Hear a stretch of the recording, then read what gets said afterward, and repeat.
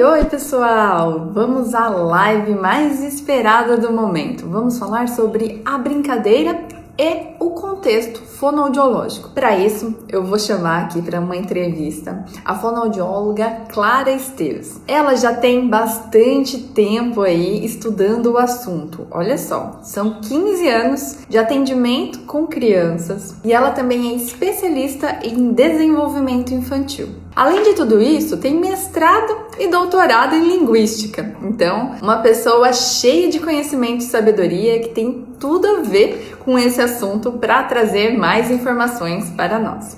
Porque o que a gente vê normalmente é pais perguntando: mas você tá brincando com meu filho? Tá fazendo terapia? O que é isso de verdade, né?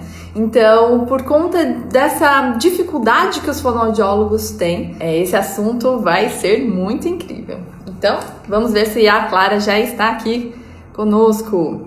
Olá, Clara, tudo bem? Oi, tudo bom? Seja muito bem-vinda, Clara. Já contei aqui pro pessoal que a gente vai falar de um assunto que tem o que falar, né? Brincadeira é sempre bom de discutir, na verdade, de brincar, né?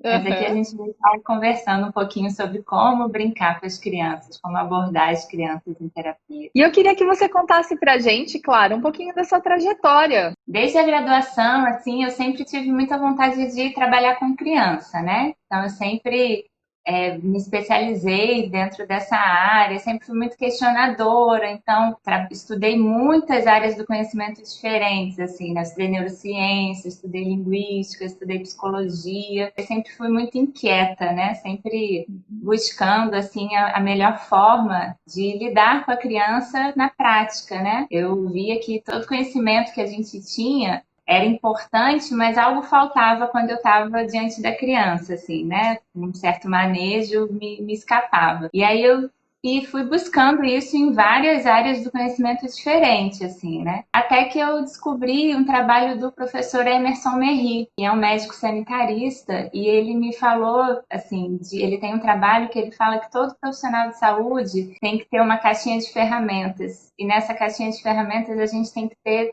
3 tipos de ferramentas. A primeira delas é a ferramenta dura, que é o objeto em si, né? Então, às vezes é um audiômetro, às vezes é um estetoscópio, às vezes é o próprio brinquedo, né? Algo que a gente manuseia com as mãos. Um outro tipo de ferramenta é a ferramenta leve e dura, que é o nosso conhecimento. Então, a gente estuda, a gente se especializa, a gente tem uma série para poder usar o audiômetro, para poder usar o estetoscópio, né? Mas ele diz que a gente tem uma terceira ferramenta que é a ferramenta leve, que é justamente a ferramenta das relações. E quando eu me dei conta disso, eu falei, é isso, né? Saber desenvolver essa ferramenta, essa forma como estar com a criança, a forma como lidar com a criança, ou com os pais, né, do paciente. Isso é algo que a gente não aprende em livro, né? Mas que é fundamental a gente desenvolver para poder estar atuando. Então, é sobre isso assim que eu me estudo, que eu me debrucei bastante, né, para estudar, para aprimorar, para desenvolver. E isso tem tudo a ver com o brincar, como que a gente brinca com a criança. Então,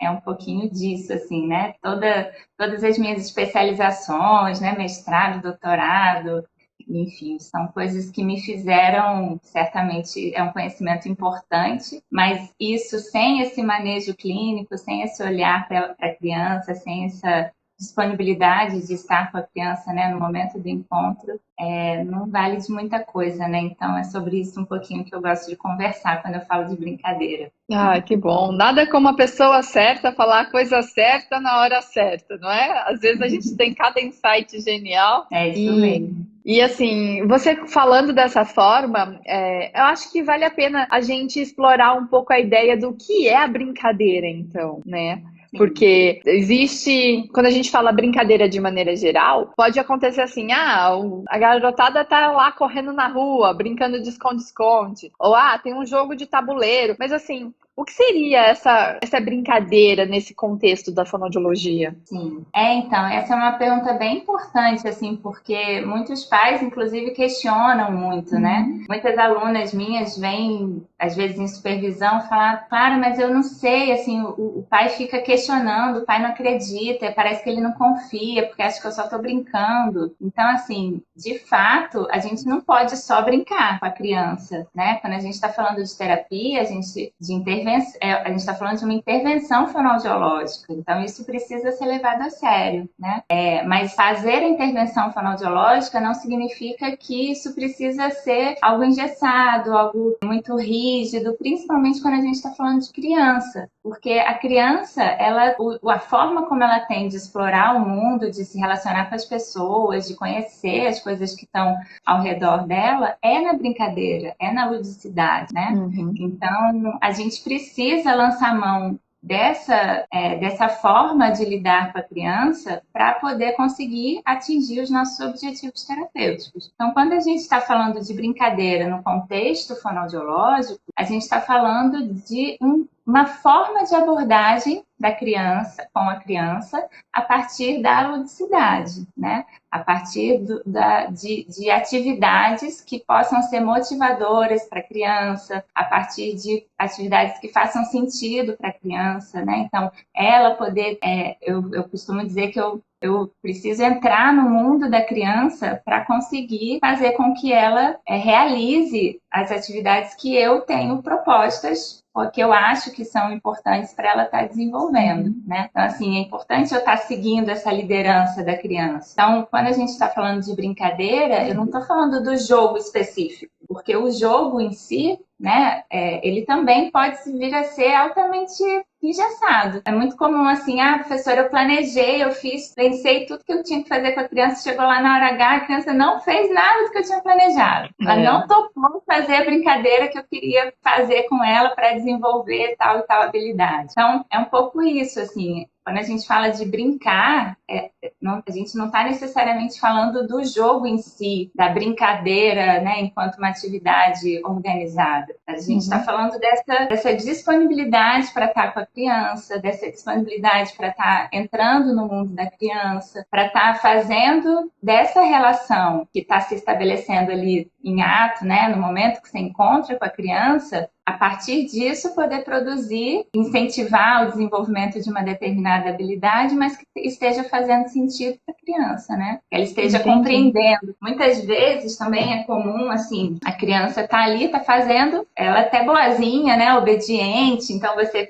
fala para ela fazer uma atividade, ela realiza, mas aquilo não tem muito sentido para ela não sendo aquilo, para que serve aquilo, e aí ela não leva aquilo para a vida, acaba e fica ali no consultório, né? Aquela atividade fica fechada ali no consultório. Então, essa coisa de fazer sentido para a criança, de ser algo motivador, de ser algo que ela compreenda a função daquilo, é importante justamente para que ela possa expandir isso para as outras situações de vida dela, né? Então, você perguntou como que a gente define, né, o que é a brincadeira. Eu acho que eu definiria a brincadeira como interação, como relação, né? É o que eu construo de relação com aquela criança no dia a dia do meu consultório. Legal. E você falando sobre interação, né? Eu estava pensando aqui, a grande maioria dos fonoaudiólogos que estão relacionados na área da linguagem, que atuam mais diretamente com o desenvolvimento infantil, cognitivo e tudo mais, utilizam e podem explorar muito essa questão da brincadeira. Mas é só nessa área ou você acha que essa ideia de entrar no mundo da criança pode ser expandido para todas as áreas da fonoaudiologia? Como, por exemplo, se a gente for pensar em terapia de motricidade orofacial, a gente precisa que seja feito um trabalho com uma criança ali de respiração oral, por exemplo. E aí, nesse contexto de também também atuar aí com a motricidade orofacial, tudo mais. Às vezes, quando tem que fazer na cabine uma avaliação audiológica infantil, né? Como você acha que a brincadeira pode ser expandida para todos esses contextos? Isso é uma dúvida muito comum, assim, né? Como eu sou especialista em linguagem, acaba que as alunas associam muito o que eu falo à área da linguagem, né? Mas eu sempre enfatizo, o brincar, ele precisa fazer parte da terapia infantil, da clínica infantil, né? Justamente porque eu não estou falando do brinquedo em si, né? Então, se eu preciso fazer, por exemplo, uma atividade específica, um exercício específico de MO, preciso, sei lá, fazer trabalho de vedamento labial porque ele tem uma hipotonia de lábio, né? Vou pegar um exemplo. Esse exercício, né, que pode ser, sei lá, mandar beijo de moça, beijo de vovó. Então, é um exercício que ele precisa fazer 15 séries de 3 séries de 15 vezes do exercício. Mas se a gente faz essa atividade comando, fica algo muito, muito morto, muito sem graça, Xarope. né? Xarope. Eu lembro na época de faculdade, eu falava, gente, eu não vou. Se eu fosse paciente, eu não ia querer fazer. Eu não ia ter paciência para fazer, então eu não posso oferecer isso, eu não posso dizer para o meu paciente fazer desse jeito, né? Então, como que a gente entra com a ludicidade? Justamente na relação, inventando uma história, trazendo. Aí a gente pode usar fantoche, fazer uma contação de história. Eu tenho no consultório o Senhor Dentuço, que é um boneco que eu uso, né? Que ele tem lá os dentes todos para fora e que a boca dele fica aberta o tempo todo. Então, assim, a gente é um brinquedo que eu montei, assim, de papelão, né? Então, isso é uma coisa bacana da minha trajetória também, porque como eu sempre trabalhei muito em instituições públicas e privadas, então, na privada você tem, né, todo um recurso tecnológico. O armário cheio, né? Armário cheio, mas no público não é assim, a gente tem que se virar nos 30, né? Então, essa coisa de improvisação também é muito legal, assim, da gente ter como ferramenta, né?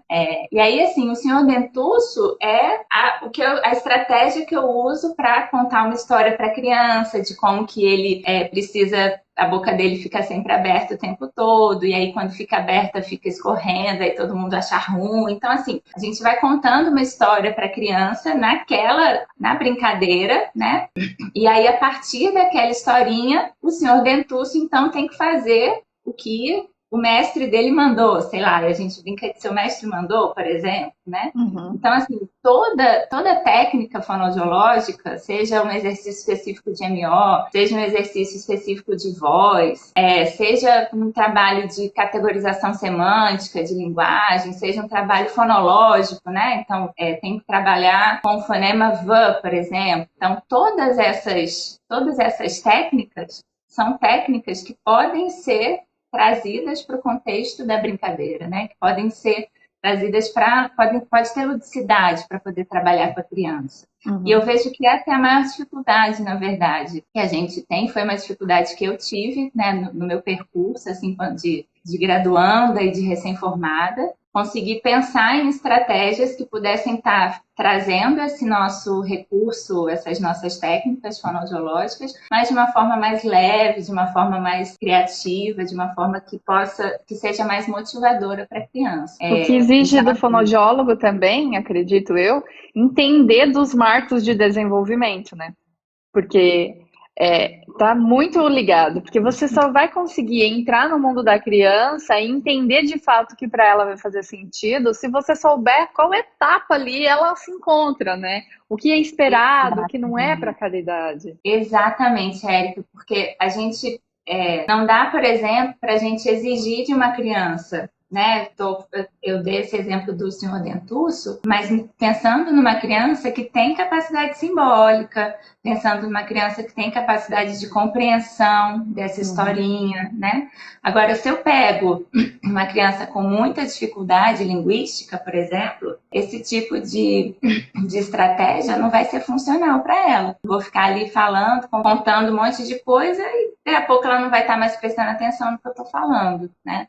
Então, saber exatamente o que é esperado para cada faixa etária e, principalmente, o que aquela criança específica está dando conta de produzir é fundamental, né? Então, nesse sentido, eu preciso mesmo compreender todo o marco do desenvolvimento da própria brincadeira, como que a brincadeira se desenvolve, né? A gente tem lá as brincadeiras mais iniciais que são mais sensório-motoras, são brincadeiras sensório-motoras às vezes mais primárias, depois ela começa a fazer relações de um objeto com outro, mas ainda numa exploração, né, sensório-motora, para depois ela começar a fazer uso do objeto de forma mais convencional, colocar o telefone, né, para poder falar, ou então pegar uma colher e dar comidinha para o boneco, mas ainda de forma rudimentar, até que de fato ela consiga produzir uma brincadeira simbólica. Se a gente não sabe esse passo a passo, se a gente não compreende como que isso se dá, a gente acaba não sendo eficaz, né, assim, na nossa intervenção. Uma coisa que Vygotsky, né, fala bastante é que é importante a gente estar atuando na ZDP, que é a Zona de Desenvolvimento Proximal. Ou então, o pessoal do ABA, né, costuma dizer que é a zona de estimulação. Então, a gente precisa compreender o que é que está na zona, como que essa criança atua. O que ela faz na zona de conforto, né? Que é a zona de desenvolvimento das coisas que ela consegue fazer sozinha, das coisas que ela já tem de habilidade produtiva, né? Sozinha. E o que a gente pode estar puxando por ela, o que a gente pode estar acrescentando, que aí é o que a gente vai estar, como a gente vai estar atuando na ZDP, na Zona de Desenvolvimento Proximal, que é aquilo que a criança está esboçando começar a fazer, mas ela ainda precisa da mediação do adulto para fazer, né? Então, uma criança que faz uso convencional do objeto, mas aí será que com a minha ajuda ela consegue sequencializar, consegue colocar a historinha numa ordem? Talvez sozinha ela não consiga, mas com a minha mediação pode ser que ela consiga. E aí, então, eu estou trazendo um elemento novo, estou estimulando o desenvolvimento dessa criança, né? E aí eu tô falando do desenvolvimento da brincadeira, mas a gente precisa ter uma noção do desenvolvimento da linguagem, dos níveis linguísticos, do desenvolvimento cognitivo, né? Como que é essa transição,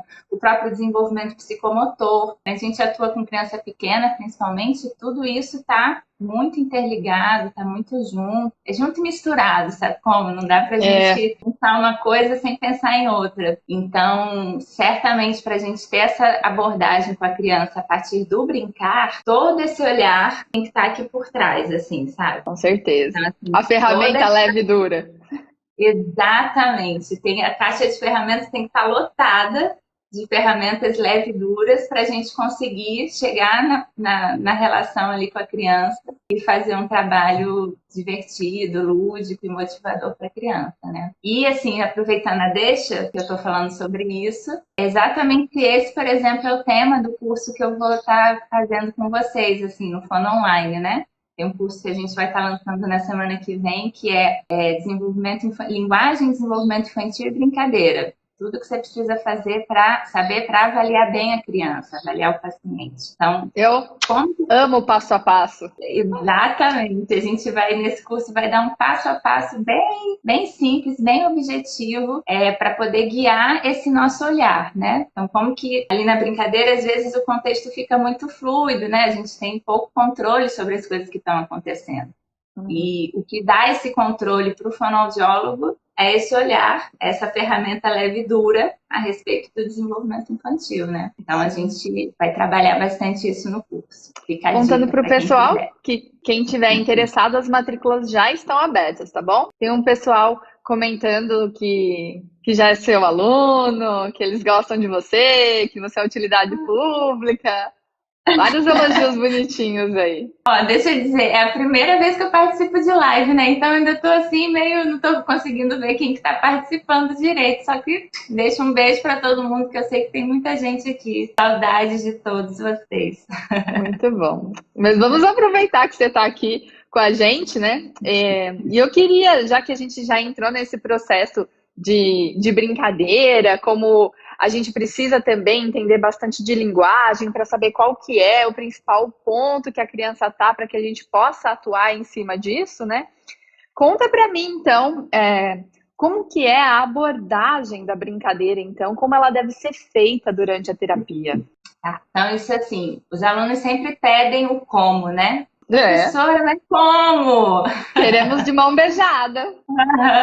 Acho que essa é a pergunta, né, assim, geral. Prof, como? Então, assim, infelizmente, não tem uma receita de bolo. Oh. Não tenho essa resposta. Assim, mas tem o que a gente pode como que a gente pode se dispor, né? Como que a gente pode se disponibilizar para estar nesse momento? Então, eu costumo dizer que, assim, primeiro, a gente precisa estar presente aqui e agora. Então, preciso estar atento, preciso estar percebendo a criança, preciso estar atenta aos mínimos detalhes de como que ela se organiza, como que ela age, quais as estratégias que ela usa para interagir, para explorar o ambiente, né? Então, assim, essa atenção é algo que precisa estar bastante desenvolvida. Isso é um treino mesmo, né? Assim, à medida que a gente vai se colocando na prática, a gente vai aprendendo a deixar um pouco de lado, em suspenso, não é de lado, mas assim, suspender por alguns momentos a nossa expectativa do que a gente quer fazer, qual atividade a gente quer desenvolver com a criança, para poder observar. E a partir dessa observação, a gente poder estar trazendo a nossa parte da relação, né? Assim, a parte da criança é o que ela consegue produzir, é como ela consegue brincar, quais as habilidades linguísticas, cognitivas, de motricidade orofacial, habilidades auditivas, né? Tudo isso a gente tem que estar atento, porque essa vai ser a parte da criança, como que ela está se desenvolvendo, o que ela está podendo explorar do ambiente a partir disso. A nossa parte vai ser, a partir disso que a gente está observando, puxar, estimular, fazer com que ela possa estar caminhando um pouquinho mais, né? Então, assim, a primeira coisa que a gente precisa fazer, então, é ter essa observação. A partir do momento que você pode ver como que ela responde, é você estar organizando certas atividades que trazendo, né, para esse momento certas atividades que você sabe que vai estar favorecendo. Então, por exemplo, se no primeiro momento eu vejo que a criança ela não mantém muito contato visual, eu vejo que eu chamo por ela não responde, eu vejo que ela tem um pouco, né, assim, uma dificuldade pragmática de se aproximar, eu vou, já de imediato, a minha estratégia vai ser pura e simplesmente fazer com que ela me perceba. Então, eu vou trazer objetos que chamem a atenção, posso fazer aqueles brinquedos, né, de causa e efeito, que a gente bate, que a gente aperta um botão, aí faz um som, ou então aperta um botão e acende uma luz, né? Os brinquedinhos assim mais sensoriais, sensorimotores, né? Então, com esse tipo de brinquedo, o meu objetivo vai ser chamar a atenção da criança. Para mim, quando ela perceber o objeto, eu tô lá presente com o olhão, tentando fazer com que ela me perceba também. Vou estar trazendo sorriso, vou estar trazendo toda a minha presença de interação com ela, né?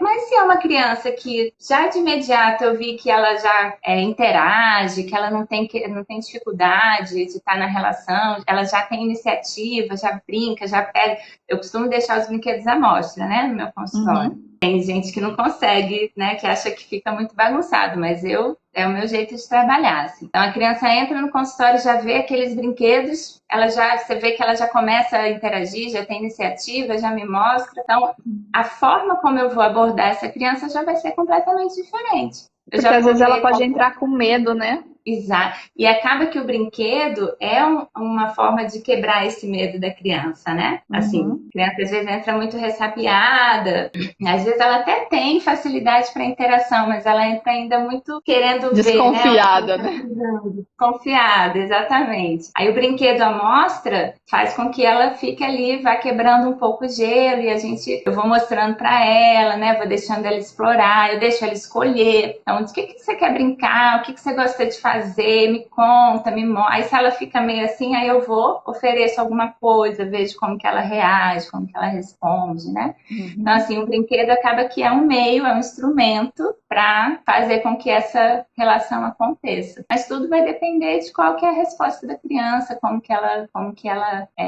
reage, né? Então, essa minha observação é fundamental. E você comentando isso, que tem um local cheio de brinquedos e coisas, eu fiquei aqui pensando pensando, o que não pode faltar? Então, porque às vezes, né, a gente entra nesses 1,99 da vida, ou tem que criar algum tipo de jogo e tal, mas qual que seria uma receitinha básica? Aquilo que não pode faltar? Qual brinquedo eu devo ter que me ajuda sempre? Assim, tem conjuntos de brinquedos, né? Então, se a gente for pensar no desenvolvimento da brincadeira, no desenvolvimento do simbolismo, a gente precisa ter, basicamente, brinquedos sensoriais, então, coisas que a criança possa estar manuseando, possa estar explorando sensorialmente, né? Então, coisas que tenham muitas cores, brinquedos coloridos, brinquedos que fazem barulho, né? E instrumentos musicais, por exemplo, que a gente pode estar estimulando a parte mais auditiva, brinquedos do tipo massinha, ou então aquela areia sensorial que a criança vai estar manipulando e vai estar tendo esse desenvolvimento tátil. Enfim, uma variedade de brinquedos, mas que a gente pode estar explorando essa parte mais sensorial. Associado a isso, brinquedos de coordenação motora, né? Então, brinquedos de encaixe, né? Que a criança tem que colocar uma figurinha, coisas de madeira, aqueles blocos de madeira, né? Que a criança tem que acertar a forma do brinquedo na forma da madeira em si, ou então até aqueles de formas geométricas, né? Às vezes tem um caminhão e aí a caçamba do caminhão dá para você encaixar diferentes formas geométricas. Brinquedos de causa e efeito mesmo, que a gente bate e aí o negócio levanta, ou então que a gente aperta um botão e, como eu falei, né, acende uma luz, ou então aparece algum sons onomatopeias, né, brinquedos que façam esse barulhinho de cachorro, barulho de sapo. Tem vários brinquedinhos, assim, nesse sentido. Se puder ter a possibilidade de investir nisso, né? Geralmente são brinquedos que são um pouquinho mais caros. Mas se não puder, que sejam coisas de manuseio também, assim. Às vezes, um papelão, você pode fazer um recorte de figuras geométricas, aí a criança tem que encaixar uma figurinha no papelão, né? Então, tudo dá pra gente improvisar. Não é o então, brinquedo específico, é a ideia do que o brinquedo traz, né?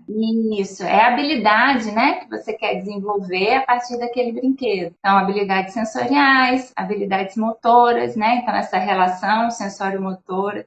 Eu costumo brincar muito, eu gosto muito de jogos assim, tipo bola, boliche, né? Então, enquanto, por exemplo, preciso fazer um determinado exercício de MO com a criança. Então, toda vez que eu jogo o boliche, aí eu faço um exercício. Toda vez, ou então eu vou fazer trabalho de acesso lexical para a criança. Toda vez que aí eu brinco de batata quente, né? Jogo batata para a criança e fala uma palavra. Então, assim, eu faço muito essa associação da habilidade específica que eu quero trabalhar com um jogo mais de praxia global, assim, né? Jogos de construção, então, assim, Lego, jogos de empilhar, né? De montar torre para você montar e desmontar. Jogos que você possa estar fazendo essa transição do momento mais sensorial para o momento mais simbólico. O Lego é excelente para isso, porque a criança pode estar brincando só de uma forma exploratória, né? Encaixando uma pecinha na outra, ou ela pode montar um avião, pode montar um robô, pode montar algo mais simbólico, né? E aí essa mediação acaba acontecendo, fluindo bastante. E jogos simbólicos em si, né? Assim, então, poder ter bonecos, animais, carrinho, que você possa estar usando para poder construir uma história. Fantoche, né? Dedoche, eu gosto muito de brincar com dedoche, com fantoche para contar historinha. Outro dia eu dei uma dica, a luva que a gente usa, né, para fazer a manipulação na criança. Às vezes eu inflo, né, uso como se fosse um balão, e aí os dedinhos da luva eu faço carinha, faço desenho, cada um, e aí eles viram dedoches, assim, né? Então, assim, brinquedos que a gente possa estar fazendo uso de forma simbólica, né? Desenvolvendo esse simbolismo. Brinquedos de sopro, né? Então, isso também é algo que não falta, porque, como eu falei, a gente não está trabalhando só a linguagem, né? Invariavelmente, a melhor é totalmente associada ao público infantil, exatamente. Então, apitos, aquela língua de sogra, né, balão de encher, tudo isso que faz com que a criança tenha que trabalhar a parte mais da motricidade mesmo, orofacial, também são brinquedos importantes. Então, e vendo toda essa gama de brinquedos, não tem como a criança querer faltar da fono, né? Porque é muito divertido. Nossa, só que em tempos de pandemia, né, assim, tudo que eu tenho recebido, eu não estou conseguindo fazer os atendimentos, né, para todas as crianças que eu atendia. E aí, esse que eu não estou conseguindo acompanhar, só recebo stories, assim, de mães. Olha como ela tá com saudade. Aí a criança falando, né, tia Carla, que saudade. Então, assim, porque todo mundo, todas as crianças realmente sentindo falta, né, desse momento lúdico, porque é motivador para a criança, né? E Então o é fono muito vira amigo, né? exatamente, é um momento de descontração e ao mesmo tempo, né, de um trabalho de intervenção importante. O Eric, falando nessa coisa do teleatendimento, eu lembrei de uma coisa importante também. Tudo isso que a gente está discutindo aqui, né, de brincadeira, de relação, em tempos de teleatendimento a gente teve que se reinventar um pouco, assim, né? E aí muitas questões, assim, também muita gente com dúvidas de como fazer isso, como brincar com a criança, né, pelo computador. Então, o que eu tenho pensado, que tenho visto, falado assim com as pessoas é que se brincar é interação, então a gente pode interagir com a criança a partir de qualquer instrumento, né? A partir de qualquer meio, seja ele presencial ou seja ele online. Só que a gente precisa ter uma certa uma flexibilidade de improvisar e de adequar as nossas atividades. Então, por exemplo, ao invés de estar brincando, nesse sentido também precisa muito do apoio dos pais. Então, acho que teleatendimento com criança pequena, a presença dos pais é fundamental, poder estar junto com eles, né? E poder estar, então, a partir dessa orientação, estimulando com que aquelas atividades sejam produzidas, sejam mantidas, né? Apesar da ausência do espaço físico, né? Uso de aplicativos, uso de PowerPoint, né? Acho que são instrumentos que têm sido veiculados e nesse sentido de estar adaptando as atividades mais presenciais. Então, hoje em dia, brinquedos que não podem faltar, né? PowerPoint. Monte suas atividades a partir do PowerPoint para poder estar trabalhando com as crianças, né? Ou então aplicativos específicos, né? Tipo Afinando o Cérebro, é um aplicativo que é bem legal, que eu gosto bastante. O Kinidu também tem bastante atividades legais de orientação para os pais. Enfim, tem uma gama aí bem variada de atividades digitais. E, Clara, vendo tudo isso que você falou, de todos os brinquedos e tal, eu não pude parar de pensar dar uma dica aí pra gente de uma atividade ou de alguma coisa que pode ser feito, que dá super certo. Tá. Então, assim, uma que eu gosto muito é essa, né, da luva que eu falei. Eu encho a luva e brinco de dedós, assim. Então, um trabalho... uma coisa também que não pode faltar, acho, no trabalho no meu consultório, sempre tem comigo figuras de fonemas específicos. Por quê?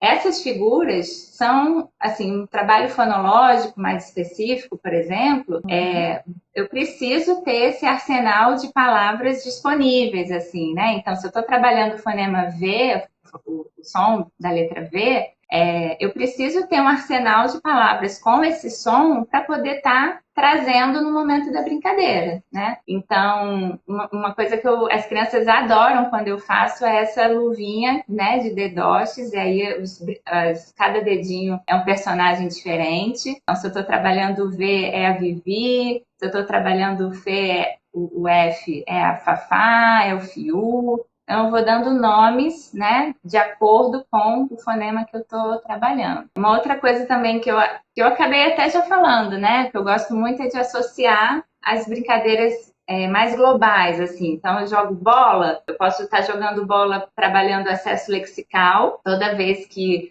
a criança tiver com a bola, tiver com a batata quente, ela tem que falar o nome de uma fruta, ela tem que falar o nome de um bicho, né, de um animal. Ou então, às vezes, é uma onomatopeia, uma criança pequena, aí eu jogo bola e eu faço um barulhinho de um bichinho diferente, elas adoram, eu imito, aí elas imitam junto, né? Assim, então, eu vou sempre associando esse... Ou então, se não é bola, às vezes é um menino que gosta muito de brincar de carrinho, mas aí eu jogo o carrinho vai para ele, o carrinho vai para mim, e aí eu associo com o exercício de MO, né? Aí manda beijo. Agora faz tá, tá, tá, tá, tá, tá, tá, tá, tá, tá. E aí vai, né, trabalhando os exercícios que precisam ser trabalhados, mas de uma forma mais lúdica, assim, né? Tem uma coisa, uma estratégia que é bem legal também, que para fazer estimulação auditiva, e bem baratinha, assim, bem simples, né? A gente pode fazer com um cano, com rolo de papel toalha quando sobra, né? Ele é mais compridinho, e aí as crianças adoram. Aí a gente vai e fala no ouvido da criança e tem alguma certa amplificação, É né? quase um megafone aquilo, né? Exatamente. Aí eu faço, né, color, coloco fitinha, deixo mais colorido, mais bonitinho, assim. Às vezes eu dou para criança para levar em casa, né, para a mãe poder brincar em casa também. Tem uma versão mais elaborada desse megafone que é com cano de PVC, né? E aí você faz direitinho. Que é legal porque é algo que a criança mesmo pode falar e se ouvir, né? Então, ou você fala no ouvido dela, ou ela mesma produz e se ouve. Então, também é uma estratégia bastante importante para estar trabalhando questões mais fonológicas, né? Que precisa bastante dessa estimulação auditiva. E para trabalhar questões de linguagem em geral, assim, contação de história, né? Trazer elementos novos, fazer a brincadeira mesmo mais lúdica, brincadeira de casinha, ou brincadeira, montar um setting, né? De, sei lá, hoje eu vou ao shopping, hoje eu vou ao pet shop, hoje eu vou... Aí você vai de acordo com os interesses, assim, da criança, né? Então, é variado nesse sentido. Mas são dicas, assim, de coisas que eu faço no consultório, né? No dia a dia. Ah, muito bom. Várias coisas legais aí que dá para usar. Eu vou tentar dar uma resumida para ver se é isso mesmo. Então, o que é importante? A gente entender que brincadeira é interação e por conta disso a gente tem que entrar no mundo da criança. É por isso que a brincadeira existe e não um método passatempo ou ajuste de usar a terapia de uma forma sem saber, sem entender para o que está fazendo. Mas principalmente, além da brincadeira, uma coisa que a gente precisa muito ter é o conhecimento por trás para saber distinguir qual é a faixa etária da criança, o que ela tem, depois da avaliação que nós fizemos, qual habilidade específica ela já apresenta, tudo aquilo que precisa ser desenvolvido e tudo aquilo que a gente pode usar para desenvolver aquilo que não foi desenvolvido ainda, né? E dentro desse contexto, escolher a brincadeira, o objeto aí atrativo, que a gente pode trazer essa terapia para o momento lúdico, a fim de levar para o dia a dia e para o convencional da rotina dela, o aprendizado que ela teve na terapia fonoaudiológica. É isso? Exatamente isso. Boa aluna, Érica. 10. Obrigada! Então, queria convidar vocês, pessoal, para saberem mais sobre isso. A gente tem um curso no Fono Online que chama Linguagem, Desenvolvimento Infantil e Brincadeira. Como avaliar o seu paciente? Onde a Clara, que está aqui com a gente agora, vai contar muita coisa especial sobre essa ideia, desde a parte de avaliação do contexto, compreender onde é a etapa da criança, o que é esperado, os marcos de desenvolvimento e como atuar com várias estratégias e no que ela se aplica. Quer falar mais sobre o curso? Então, eu pensei, assim, quando eu desenvolvi esse curso, eu pensei exatamente nas dificuldades que as minhas alunas sempre me abordam, assim, né? E o que eu vejo é que a dificuldade maior é de conseguir compreender esses marcos do desenvolvimento e as relações. Então, assim, o que a linguagem tem a ver com a cognição? O que a linguagem tem a ver com a motricidade orofacial? Como que a linguagem se relaciona com as habilidades auditivas, com a psicomotricidade? Porque na faculdade a gente vê tudo muito separado, né? Tem uma disciplina de psicomotricidade, tem uma disciplina de MO, tem uma disciplina de linguagem, outra de processamento auditivo, né? E é tudo muito picado. Então, assim, o meu intuito com esse curso foi de mostrar o desenvolvimento infantil e mostrar todas as relações, como que todas essas habilidades estão acontecendo em conjunto, né? Como que uma se relaciona com a outra. Porque se a gente não tem essa compreensão, a gente não tem esse pano de fundo para brincar com a criança. Aí a nossa brincadeira é só mais uma brincadeira, é como se a mãe estivesse brincando com a criança. Eu não vou estar trazendo esse objetivo terapêutico para o momento da brincadeira. aí não vale de nada, né? E aí, assim, se a gente tem também essa compreensão, para o momento da avaliação, por exemplo, fica fácil saber escolher qual protocolo eu preciso utilizar. Que aí o protocolo vai ser um instrumento, não vai ser a avaliação. A minha avaliação ela vai estar acontecendo a partir da interação com a criança, a partir, né, dessa relação que eu estou estabelecendo com ela.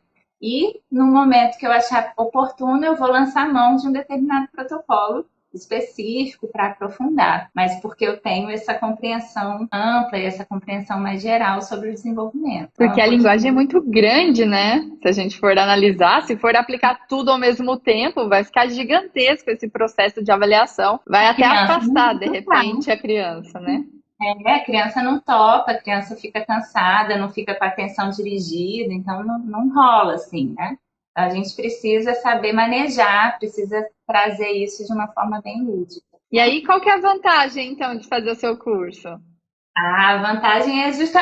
Primeira vantagem, como eu sou uma professora que gosta de dar tudo mastigado, a primeira vantagem é que vocês vão sair do curso com um guia bem organizadinho, com passo a passo de tudo que vocês precisam saber para poder investigar a linguagem da criança, para poder investigar o desenvolvimento infantil, né?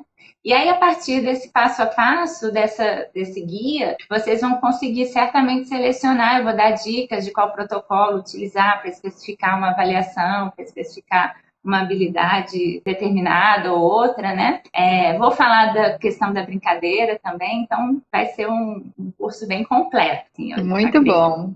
Adoro os segredos. Aqui no Fono Online, pessoal, a gente sempre conta os segredos. Então, vai ter um monte de coisa legal, passo a passo, de uma maneira muito simples para vocês entenderem o que é essa complexidade da linguagem de maneira geral. E surgiram algumas dúvidas aqui. O curso, ele é gravado, tem 5 horas aí de curso, tudo por vídeo aula, vocês têm material de PDF para baixar também. E esse curso tem uma certificação. Então, quem o fizer vai estar aí com um certificado de 5 horas e, além disso, vai saber atuar no dia a dia aí da prática clínica com a brincadeira de uma maneira mais segura, onde os terapeutas vão entender qual brincadeira escolher, qual é a brincadeira certa e como criar em cima de uma brincadeira uma oportunidade incrível para fazer aí o paciente evoluir, crescer dentro da terapia, né? Isso aí, muito legal. Ô, Érica, então, assim, para finalizar, eu queria agradecer, né? Queria agradecer a você a oportunidade de estar podendo produzir esse curso, de estar participando, né, dessas atividades com vocês. E agradecer a todo mundo que participou, todos os ex-alunos, todo mundo aqui presente. Eu não consegui, eu fui vendo assim por alto, né? Algumas pessoas que passaram aqui. Então, obrigada, Clara. Um prazer incrível ter você dando cursos no Fono Online, muito, muito especial. E obrigada, pessoal, que estiveram aqui com a gente. Aproveita essa oportunidade que vale a pena, tá? Beijinho, tenha um ótimo dia para todos. Até mais. Tchau, tchau. Tchau, tchau.